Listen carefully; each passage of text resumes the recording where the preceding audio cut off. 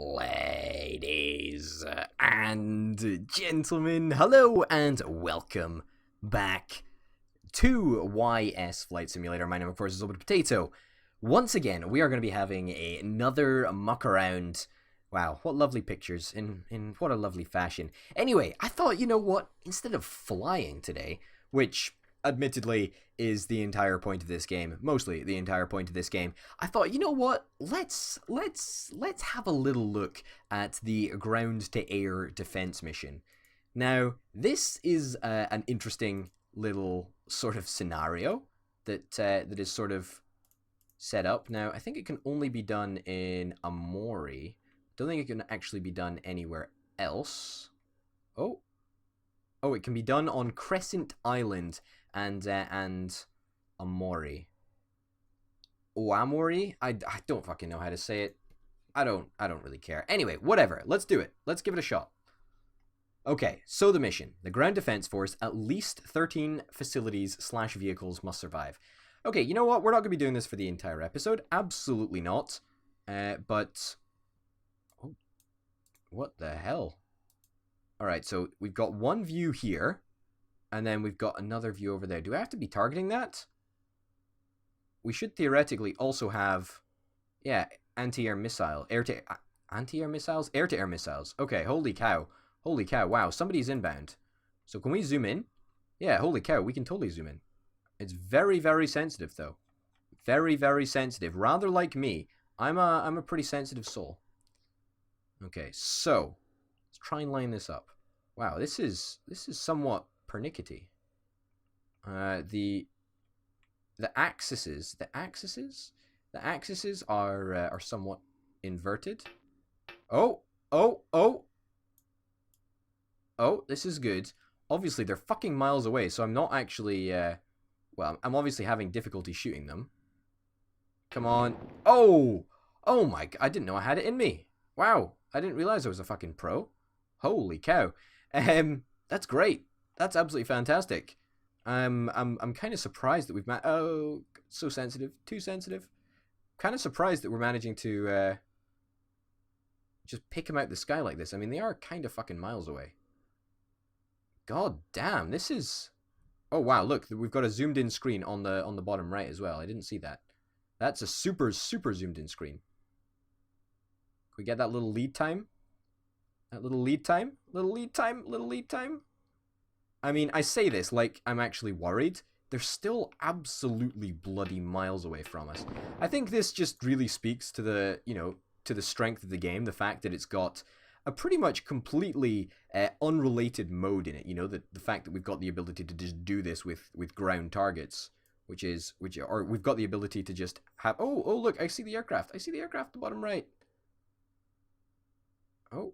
Can we get the bullets onto you? Ah, so close. So close. Oh. Lead time. More bullets. There we go. Perfect. Wow, that was actually a little bit too close for comfort, actually. And we've got unlimited ammo, which is kind of nice. You know, I'm kind of relieved that we've got unlimited ammo. I'll be completely honest. Now, can we switch on over to the anti-air missiles? Oh, wow, that home's on. Holy cow.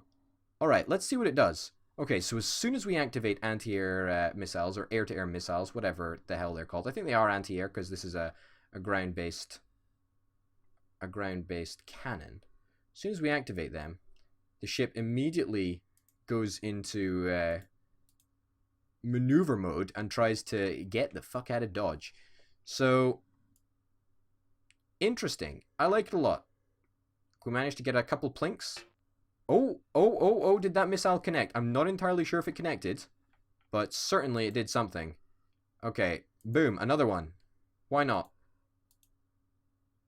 Alright, I'm still not entirely sure what the point of the second viewpoint is. Oh, what a connection. We got it. We absolutely did get it. Alright, so, boom. Fire you off. And then a couple seconds later, we'll fire another one off, if we can at all. No, I think he might just be a little bit out of range. I'm okay with that, you know? I mean, we can't expect every single missile to hit. I mean, that guy is fucking miles away. Wow, that was quite an erratic missile, I must hasten to add. Alright. Let's draw this up here. Draw this up there. Alright, fuck it. We've got another dude coming in over here. Now, we've not actually had an engagement with any bombers or whatever yet, but I think that that's probably going to be something that happens fairly soon. Now, let's fire off another missile. Okay. So we fired 2 at that specific plane, and I think we're going to hit with at least one of them. So what's this plane over here? We've got a... Can't exactly see what type it is. Oh, we are getting hits. We are getting hits, which is important. Let's try and just feel out that lead time. Feel it out. Feel it out. Oh, I did see. I caught a little glimpse of it there. Come on. Plinky, plinky, plink, plink. Plinky, plinky, plink, plink. Plinky, plinky, plunk, plink. There we go. We did it. Quickly, quickly, quickly. This dude is approaching. Wow, there's another guy right on our tail, in fact. Where is he? Is he above us? Oh, is he getting away from us? Was that him? Is he fucking with my buildings? Oh, people don't... Oh, that was a dude. That was a dude. That was definitely a dude. That was definitely a dude. And he probably managed to do a fair amount of damage to my buildings. Not something that I'm actually super thrilled about, now that you mention it, game. Oh, we did get a plink off there. It's not going to be enough, though. We're going to have to finish it manually. In fact, does this guy even matter? I don't even know if he does. Maybe we should concentrate on the incoming fighters. I mean, purely because it's important that we at least deter them. And if we fire a missile at them, then that sort of means that they're not going to be super, super bothered about us. Oh, no. No, no, no, no, no. Don't do this to me, please.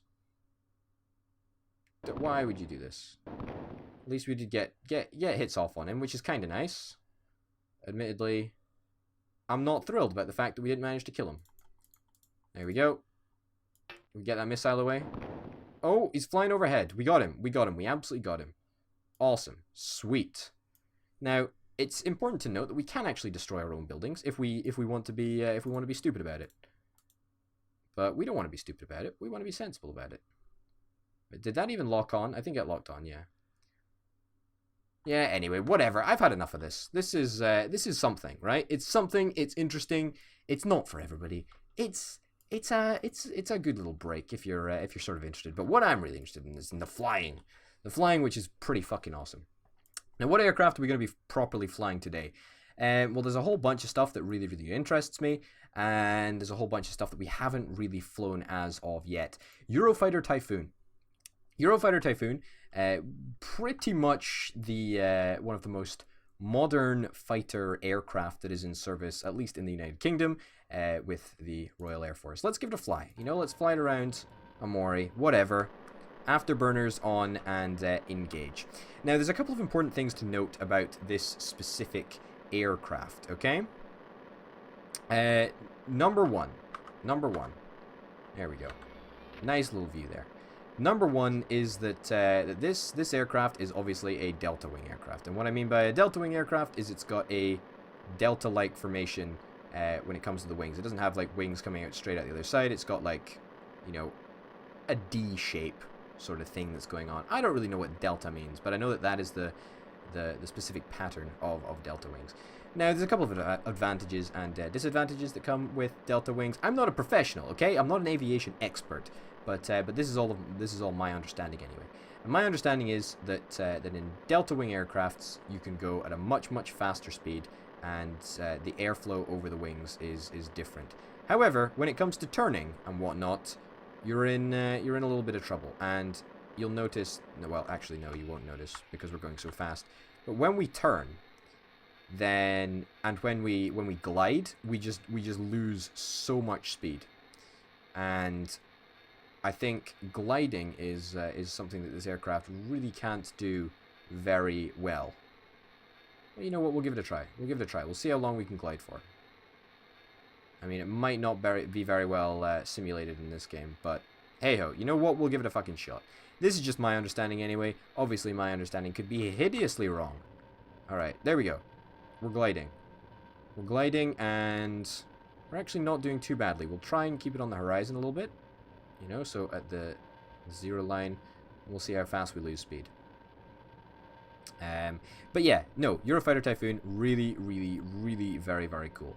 Another thing to note is that this actual fighter jet in reality is so dependent on all of its computer systems that if you turn them off, this aircraft would be unable to fly. So unlike, you know, yep, and as you can see, we are going to be going into a stall very, very shortly. Well, you know what? Let's go into the stall. Let's go into the stall. We will go into a stall as soon as we reach speed, but we're also very, very close to the ground, which is what that beeping was about. Thank you. I'm aware of this. I'm aware of this. We are close to the ground. Anyway, yes, as I was saying, this aircraft would be completely unable to fly without its computer systems on board. Now, I think that speaks primarily about two different things. It speaks volumes about how aircraft were designed. You know, they were designed to be, you know, manual instruments. I mean, aircraft, you know, passenger aircraft, the DC-3 and the DC-4, you know, post World War II aircraft, they were aircraft that had, you know, thank you, I appreciate that. It's not bad for gliding, actually. Maybe I'm just speaking utter shit. Anyway, as I was saying, aircraft used to have, you know, actual pulley systems inside them that connected... Fuck this noise. Fuck this noise. Oh god. Okay, that was maybe not a very good idea. Anyway, as I was saying, aircraft used to have actual metal, you know, metal string, a pulley system within inside it. Metal string? What am I talking about? Metal wire. Used to have metal wire inside that connected the steering column in the cockpit. You know, that little half steering wheel that you see in films and whatnot, and in actual airplanes, in fact. You know, they used to have proper wires that did that.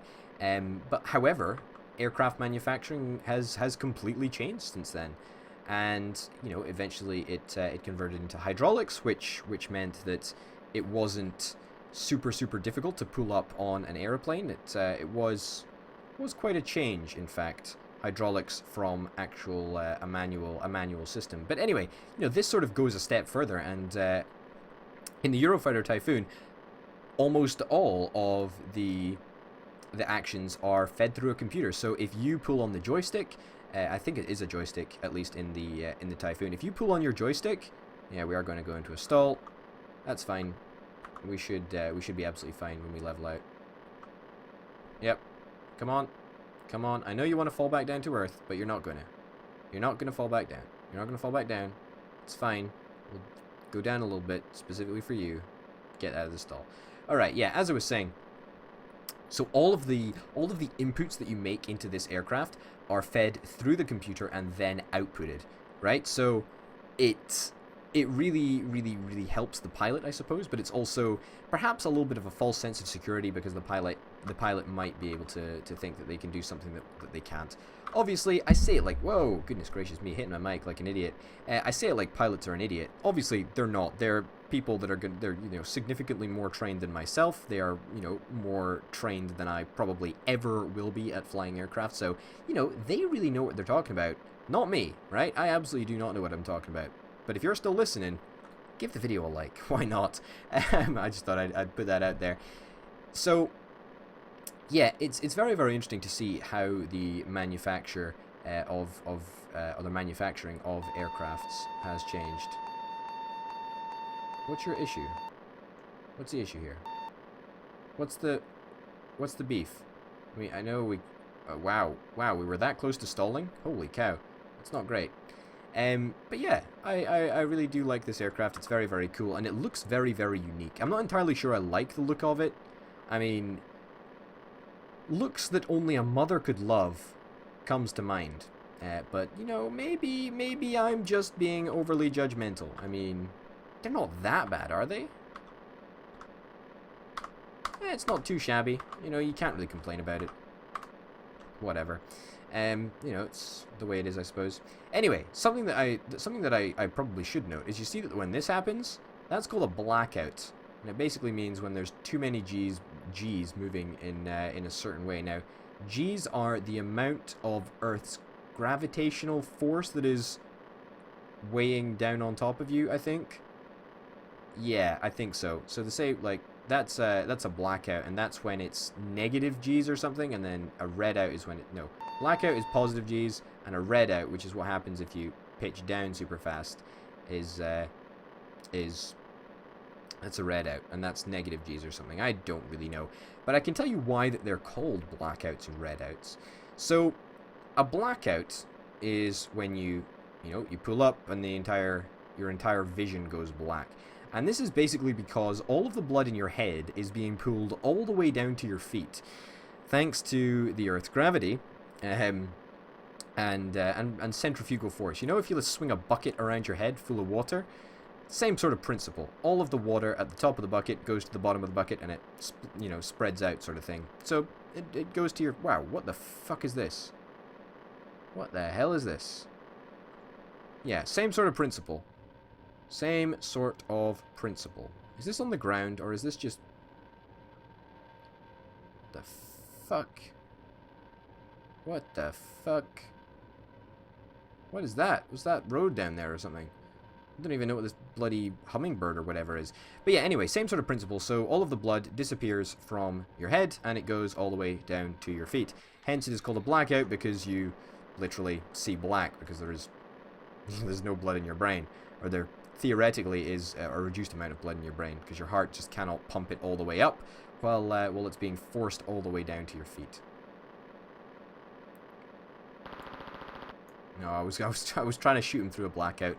You know, I was never really aiming to hit that, but hey ho, fuck it.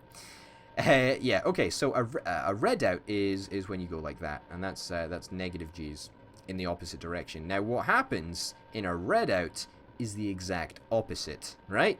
So you can guess what's coming next. By the way, if you're a little bit squeamish, then perhaps mute the video for the next 30 seconds or so. A redout is when all of the blood goes into your head, and pilots literally report seeing red in front of their eyes. Now, what that is that is blood, right? That is blood that, and this is by the way, this is all by the by. This is not, this is not official, right? This is Orbital Potato's interpretation of flying stuff, right? I want to make that absolutely clear. Okay, let's put the flaps up. Cut the engines. If we can manage to land this, then that would be quite spectacular. I'm somewhat doubtful. Okay, stop. Stop. I know, you beep. I get it. I don't care. Not interested. Alright. Land this thing. Beautiful. Oh. Land it. Land it, land it, land it. Oh. Very jumpy. We are coming in very, very, very fast. Oh. My goodness. Alright. Yeah, so redout. All the blood comes to your head. Pilots see it in front of their eyes. That's pretty much it. That's how a redout works. And, or that's how a redout works, according to me. Right? And I want to, once again, stress the fact... Oh god, we're stalling. We could potentially crash.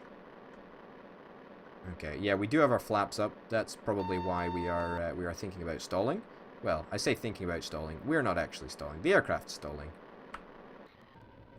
Alright. Ooh. Ooh. Oh. Wow, that was really dodgy. That was real bad. Can confirm, not recommended to perform these insane maneuvers when you're this close to the ground. Oh, god damn. Okay, we got tail strike, so the back of our plane hit the runway just as we were landing. Okay, now can we strain it up? Manage to... Okay, spoiler is up, brakes are on. Holy cow. And it looks like we might actually manage to land that. Oh, cut the power, cut the power. Don't land with your engines on. Pro tip for you there, folks. Pro tip, don't land with your engines on, because you might overshoot it. God damn it, we are going to overshoot it. Try and turn off to the side. Okay, we're going for a little scenic trip around the airport. Oh, God. Okay, we're on the taxiways now. Still can't slow down. If we step off onto the grass, then we're practically fucked, but hey-ho, looks like we managed to actually do it. Also, really cool thing up here, spoiler, a little bit of an air brake.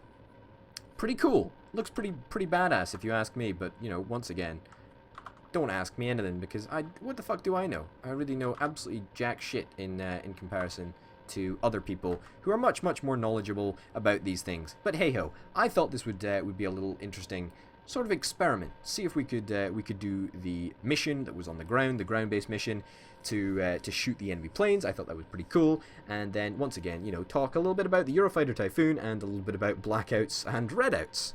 But hey, ladies and gents, I hope you've enjoyed watching this little episode of YS Flight Sim Muck Around. Until next time, bye.